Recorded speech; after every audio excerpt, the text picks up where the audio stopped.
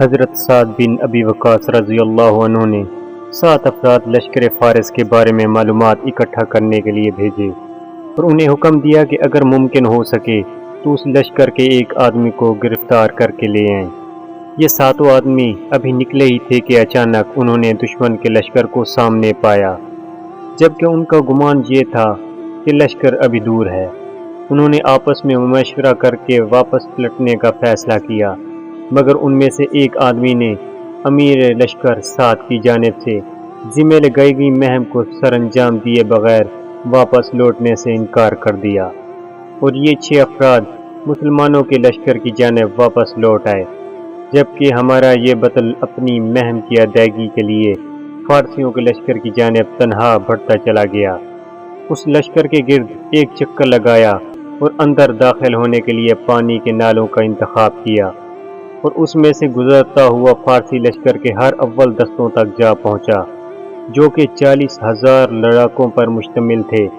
پھر وہاں سے لشکر کے قلب سے گزرتا ہوا ایک سفید خیمے کے سامنے جا پہنچا، جس کے سامنے ایک بہترین گھوڑا بندہ کھڑا تھا۔ اس نے جان لیا کہ یہ دشمن کے سپہ سالار رستم کا خیمہ ہے، چنانچہ یہ اپنی جگہ پر انتظار کرتا رہا یہاں تک کہ رات گہری ہو گئی۔ رات کا کافی حصہ گزر جانے پر یہ خیمے کی جانب گیا اور تلوار کے ذریعے خیمے کی رسیوں کو کاٹ ڈالا، جس کی وجہ سے خیمہ رستم اور خیمے میں موجود افراد پر گر پڑا۔ گھوڑے کی رسی کاٹی اور گھوڑے پر سوار ہو کر نکل پڑے۔ اس سے ان کا مقصد فارسیوں کو تضحیک اور ان کے دلوں میں رعب پیدا کرنا تھا۔ گھوڑا لے کر جب فرار ہوا تو گھڑ سوار دستے نے ان کا پیچھا کیا۔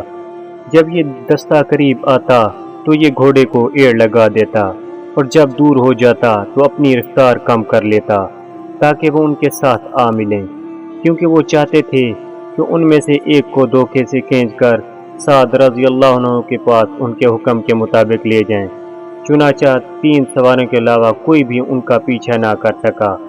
انہوں نے ان میں سے 2 کو قتل کیا اور تیسرے کو گرفتار کر لیا۔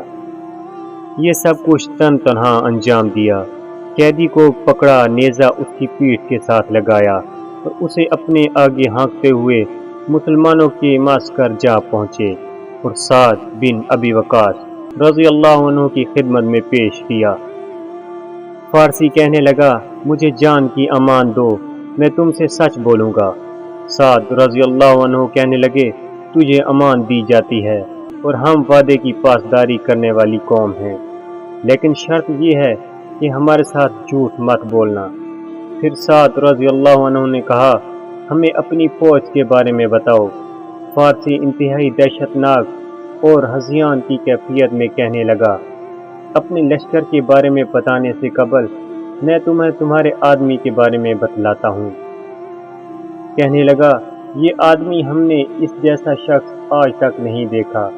میں ہوش سنبھالتے ہی جنگوں میں پلا بڑھا ہوں۔ اس آدمی نے 2 فوجی چھاؤنیوں کو عبور کیا جنہیں بڑی فوج بھی عبور نہ کر سکتی تھی۔ پھر سلارے لشکر کا خیمہ کاٹا، اس کا گھوڑا بھگا کر لے اڑا۔ گھڑ سوار دستے نے اس کا پیچھا کیا، جن میں سے محض 3 ہی اس کی گرد کو پا سکے۔ ان میں سے ایک مارا گیا جسے ہم 1000 کے برابر سمجھتے تھے۔ پھر دوسرا مارا گیا جو ہمارے نزدیک 1000 افراد کے برابر تھا، اور دونوں میرے چچا کے بیٹے تھے۔ میں نے اس کا پیچھا جاری رکھا اور ان دونوں مقتولین کے انتقام کی آگ سے میرا سینہ دہک رہا تھا۔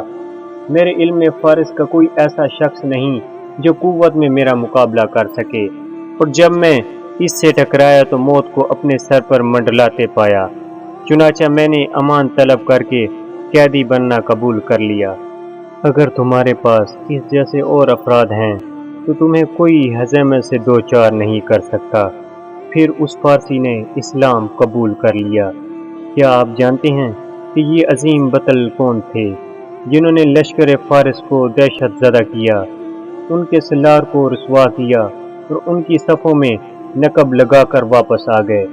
یہ عظیم مجاہد حضرت طلحہ بن خویلد الاسدی رضی اللہ عنہ تھے۔